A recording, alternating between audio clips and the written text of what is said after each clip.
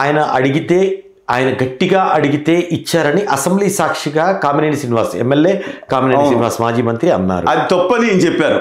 తప్పని చెప్పారు. అంటే అసలు ఎవరికి ఆ సైకో గాడని పదం తీసేస్తే ఈయన చిరంజీవి తప్పని అలా జరగలేదు, అది అబద్ధం అన్నారు. అంటే ఇక్కడ సపోజ్ జగన్మోహన్ రెడ్డి గారు కరెక్ట్ అని చెప్పినట్టే ఆ సైకో గాడని పదం తీసేస్తే సైకో అనేది మీరు అన్నట్టు పక్కన పెడదాం. ఈ టాపిక్ కామినేని శ్రీనివాస్ చెప్పింది అబద్ధం అని అసెంబ్లీ సాక్షిగా ఈయన అన్నారు. ఓకే. దాని తర్వాత ఆయన విదేశాల్లో ఉంటూ చిరంజీవి ఒక లేఖను విడుదల చేశారు. లేఖలో స్పష్టంగా ఎప్పుడు ఏం జరిగింది అంటే బాలకృష్ణ మాట్లాడింది అబద్ధం, ఇది జరిగింది నేను అడిగితే ఆయన అడిగాడు ఏం చేశాడంటే అది అబద్ధం, కామినేని చెప్పింది అబద్ధం, జరిగింది అబద్ధం. అవునండి ఆయన ఇచ్చారని అన్న డైరెక్ట్గా. ఈయన బలవంతాన్ని అడిగితే ఇది తప్పు ఇవ్వటం కాదని చెప్పారంటే జగన్మోహన్ రెడ్డి గారు డైరెక్ట్ గానే మాట్లాడి చెప్పారని చిరంజీవి గారికి మద్దతుగానే మాట్లాడినట్టుగా. అయితే చిరంజీవి క్లారిటీ ఎవరు చదవరా అండి అసలు ఆయన మాట్లాడింది ఎవరు వినరా? ఆయన సగం మాట్లాడేది అర్థం కాదనుకోండి వేరే సంగతి. ఆయన చెప్పింది ఏంటి? కామినేని శ్రీనివాస్ బాబు గారు చెప్పింది తప్పు. ఏది ఆయన అపాయింట్మెంట్ ఎవరికో ఇస్తానంటే అది కాదు అంటే డైరెక్ట్గా జగన్మోహన్ రెడ్డి గారు ఇచ్చినట్టే కదా. చిరంజీవి గారికి అనుకూలంగా సినిమాటోగ్రఫీ మంత్రితో ఫస్ట్ టాపిక్ లోనే ఈయన 2021లో ముఖ్యమంత్రిగా ఉన్నప్పుడు మర్యాదపూర్వకంగా ఆయన పిలిచారు. భార్యాభర్తలు ఇద్దరు కుటుంబ సమేతంగా ఆయన వెళ్ళారు. చిరంజీవి ఆయన రెడ్డి గారు అన్నం వడ్డించారు.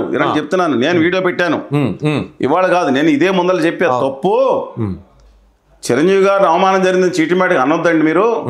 ఆయన పిలిచి కారు అక్కడ దాకా వచ్చింది, కారు దాకా వచ్చి భార్య భర్తలు ఇద్దరు కారు ఎక్కి వెళ్ళారు.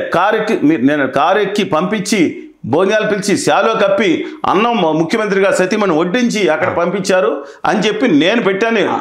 అయితే అక్కడ అప్పుడు కళ్యాణ్ బాబు గారు ఎందుకు మాట్లాడారు? నేను అక్కడికే వస్తున్నా, నేను అక్కడికి పాయింట్ పై చూద్దాం. అక్కడ భోజనం చేసేటప్పుడు మర్యాదపూర్వకంగా సినిమా ఇండస్ట్రీకి సంబంధించిన వ్యక్తి కాబట్టి మా తెలుగు సినిమా ఇండస్ట్రీలో కొన్ని ఇబ్బందులు ఉన్నాయి, సమస్యలు ఉన్నాయి, పరిష్కారం చేయాలని ఆయన అడిగారు. తప్పే ఉంది. అయితే ఒక టైం పెట్టుకుందామని చిరంజీవి గారిని ఎవరి మనసుని నొప్పించడానికి ఆయనకి మనసు ఇచ్చికించదండి. అయితే ఆయన ఈ మాట ఎప్పుడైతే ఈయన ప్రపోజల్ అప్లికేషన్ పెట్టారో చిరంజీవి, ముఖ్యమంత్రిగా ఉన్న వైఎస్ జగన్మోహన్ రెడ్డి ఆ రోజు ఓకే మీరు రండి అని వెల్కమ్ చేశారు. ఆ తర్వాత మధ్యలో కాంట్రడిక్షన్ వస్తుంది. శ్రీనివాస్ గారు అనే దానికి శ్రీనివాస్ గారు ఏమన్నా అథారిటీ అండి ఇక్కడ చెప్పాల్సింది ప్రభాస్ గారినో మహేష్ బాబు గారినో. అయితే ఈయన రెండవసారి ఎప్పుడైతే ఈయన సమస్యల మీద సినీ ప్రముఖుల్ని కూడగట్టుకొని ప్రత్యేక విమానం తెచ్చుకొని వీళ్ళు విజయవాడ రావటం, గన్నవరం టు విజయవాడ రావటం, అక్కడ ఆయన సానుకూలంగా స్పందించారు. నేను అభ్యర్థించాను, స్పందించారు. ఆ రోజు టికెట్ ధరలు పెరగటం వల్ల ఆయా సినిమాలకు ఆయన సినిమా ఇద్దరికి రెండింటికి కూడా పెట్టుకున్నారు. ఎగ్జిబిటర్లకు కానీ నిర్మాతలకు కానీ డిస్ట్రిబ్యూటర్లకు కానీ లాభం చేకూరింది. అది నేను అడిగాను అన్నదానికి వీరందరూ సాక్ష్యం అని అన్నారు. ఓకే, అంటే నేను చేయటం వల్ల వచ్చింది. అవును, కళ్యాణ్ బాబు గారు ఎవరు చెప్పాలి? అయితే కళ్యాణ్ బాబు గారు 2 సంవత్సరాలు బాలకృష్ణ గారేమో ఏం రాలేదు అని మాట్లాడారు. ఈయన అడిగాడంట, ఆయన ఇచ్చాడంట, అది అబద్ధం. ఒకసారి చెప్పండి మళ్ళీ ఏంటి వీడియో ఏంటి? ఏమి రాలేదు, అదంతా అబద్ధం, సినిమా పరిశ్రమకు రాలేదని ఈయన అపాయింట్మెంట్ గురించి చిరంజీవి లేఖలో ప్రస్తావించలేదు కదా. అసలు మాట్లాడింది బాలకృష్ణ, ఆయన అపాయింట్మెంట్ ఇవ్వలేదు. శ్రీనివాస్ గారు ఎంత డైవర్షన్ అయిపోయింది చూడండి. మీకే అర్థం కాలేదంటే నాకు అర్థం కాలేదు. మీ క్లారిటీ ఆయన ఏమడిగాడు? సినిమా పరిశ్రమకి ఇచ్చినట్టు మాట్లాడాల బాలకృష్ణ. ఆయన అపాయింట్మెంట్ ఇవ్వలేదు డైరెక్ట్గా చిరంజీవి గారికి వాళ్ళు వెళ్ళి టిన్మార్కు పేరు నాని గారు ఆయన కలవమని చెప్తే, కాదు మీరు వస్తాను, మీరు రమ్మంటేనే వచ్చాం కాబట్టి మీరు కలవండి అని గట్టిగా అడిగితే అపాయింట్మెంట్ ఇచ్చారు అనేది దాని మీద శ్రీనివాస్ గారు మాట్లాడారు. వీడియో వేసి చూడండి. ఆ మాట చిరంజీవి ఎందుకు ప్రస్తావించారు? అది చిరంజీవి గారిని అడగాలి, అన్నాడటువంటి ఆయన ఎందుకు కళ్యాణ్ బాబు గారు శ్రీనివాస్ గారు నాన్న మాట్లాడండి. ఎక్కడ అడుగుతారు? మన గదికి మాట్లాడాల్సింది ఎందుకు ప్రస్తావించాలి? నన్ను అడుగుతారండి, ఆయన అడగాలి. మీరు అపాయింట్మెంట్ గట్టిగా ఇస్తేనే సినిమాటోగ్రఫీ మంత్రిని అడుగుతుంటే కాదని చెప్పి చిరంజీవి గారు గట్టిగా మాట్లాడితే అప్పుడు అపాయింట్మెంట్ ఇచ్చారని శ్రీనివాస్ గారు మాట్లాడారు. ఈయన అడిగేదంటే ఆయన ఇచ్చింది అనేది సరికాదు అంటే జగన్మోహన్ రెడ్డి గారు డైరెక్ట్గా పిలిచారు చిరంజీవి గారిని అన్నట్టు బాలకృష్ణ గారు ఆయన అంతే కదండి. ఇదేం చేయలేదు, మాకు అడ్వాంటేజ్ ఇదేం మాట్లాడలేదు. టాపిక్ ఓన్లీ అపాయింట్మెంట్ గురించి వచ్చింది, అపాయింట్మెంట్ క్లోజ్ అయింది. ఆయన మాట్లాడింది 2 నిమిషాలు కూడా లేదు. బాలకృష్ణ ఇంకేమన్నా ఉందా? అరగంట కానీ 2 నిమిషాలు మాట్లాడాలి. 2 నిమిషాలు వివాదం అయింది కదా. కాదండి, ఏదన్నా ఆయన మాట్లాడింది ఇది, దానికి కోడిగుడి మీద ఏకలు పీక్కుని ఆయన వాడు అని తిట్టాడు. జనసేన నిద్రపోతున్నారు, కళ్యాణ్ అలా చిరంజీవి గారి మీద వాడని అక్కడ తిట్టిందే కనపడలేదు అక్కడ. అలా ఆయన అంటే వీళ్ళు అవమానిస్తున్నారు.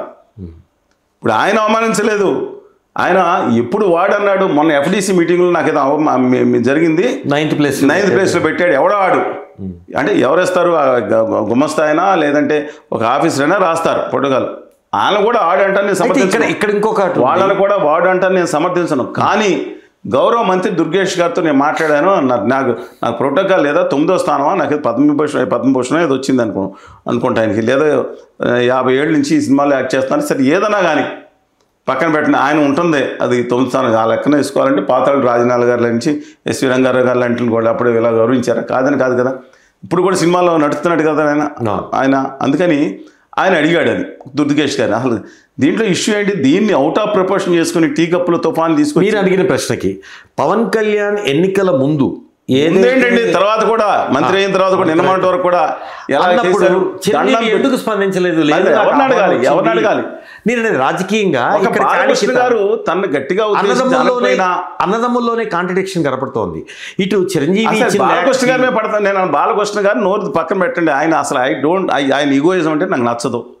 నేను చెప్తున్నా, చిరంజీవి గారు ఎంత హంబుల్గా ఉంటారు, లోపల పర్సనల్ వ్యక్తి అని, బయట ఎంత హంబుల్గా ఉంటారు, ఇంకొకరు నొప్పించకుండా ఎలా ఉంటారు, ఎంటైర్లీ డిఫరెంట్ అని.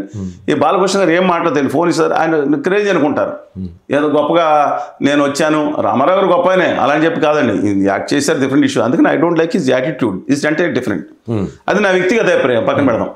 కానీ ఆయన చిరంజీవి గారిని ఏమన్నారు దాంట్లో మతం ఎక్కడ వచ్చింది, కులం ఎక్కడ వచ్చింది, దాన్ని పట్టుకుని ట్రోల్ చేసేటువంటి చిరంజీవి గారు ఇంకొకరు నొప్పిస్తాను. ఇప్పుడు వెంటనే ఆయన ఏమి ఇచ్చారు, గౌరవంగా జగన్మోహన్ రెడ్డి గారు చాలా గౌరవంగా నన్ను పిలిచారు, చేశారు అని వివరణ ఇచ్చారు. ఎవరికి ఇవ్వాలి? కళ్యాణ్ బాబు ఎందుకు ఇవ్వలేదు?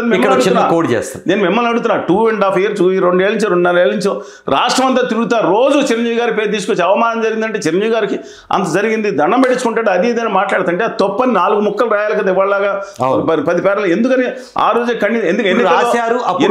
ఓట్లు కూడా జనం ఓట్లు వెగ్గినిస్ట్ చేశారు, నమ్మారు. చిరంజీవి గారికి అవమానం జరిగితే తాముకు అవమానం జరిగితే వీరాభిమానులు ఉన్నారు కదా. ఇప్పుడు రాశారు, అప్పుడు రాయలేదంటే వాళ్ళ మధ్య గ్యాప్ ఉందా? అది వాళ్ళిద్దరిని అడగాలి.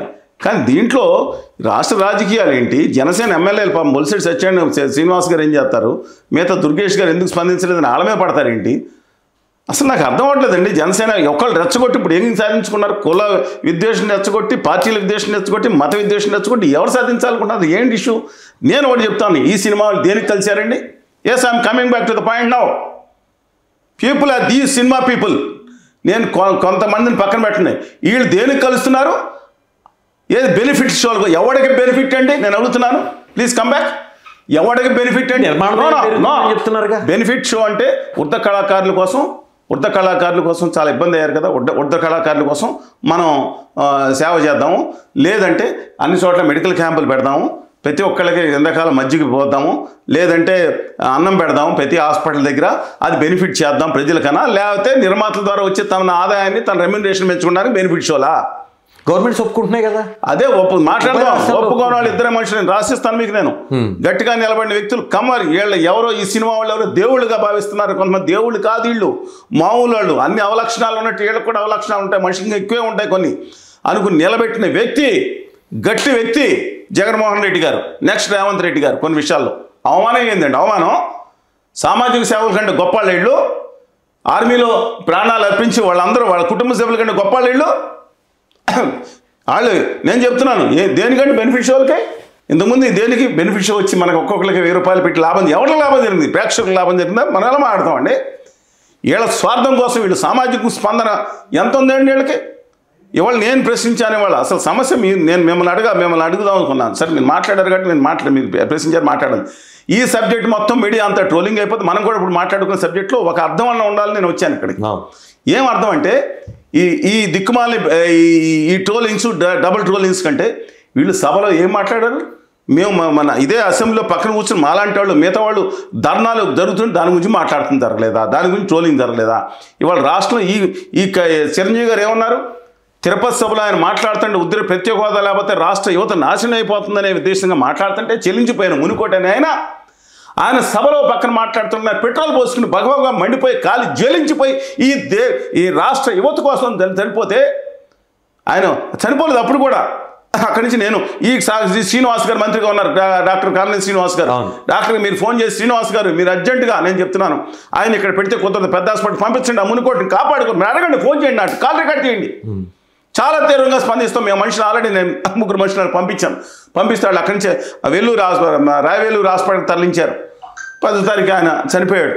చెప్తున్నానండి. ఆ తర్వాత నేను వెళ్ళి వచ్చిన తర్వాత ఏం చేసాను, నాకును పత్రిక గారికి వాళ్ళందరికీ ఆయన ఉన్నారు ఒక ఆయన. మేము ఆ రోజు రాత్రి వెళ్ళి వాళ్ళ ఇంట్లో కనపడి వాళ్ళ భార్య ఒక్కతే ఉంటే అమ్మ ఇలా సరే, ఆ తర్వాత వాళ్ళ తమ్ముడు వెళ్ళొచ్చాను.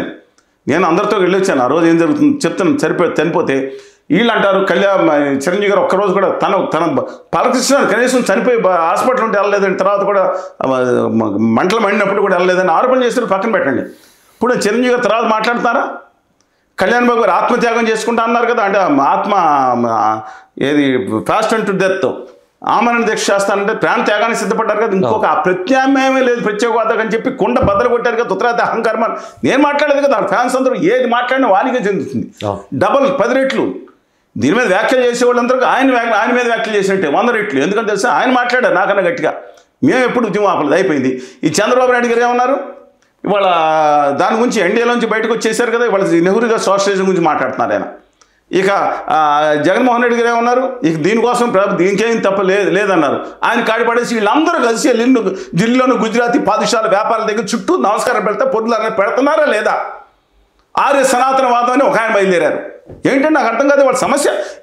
ఈయన మాట్లాడారు, చిరంజీవి గారు ఆయనకి అడ్వాన్స్ ఇచ్చారు, లేదా పూలగుత్తి ఇచ్చారు, నమస్కారం పెట్టారు, ఇది ఇష్యూనే. వీళ్ళు బెనిఫిట్స్ వాళ్ళ కోసమా?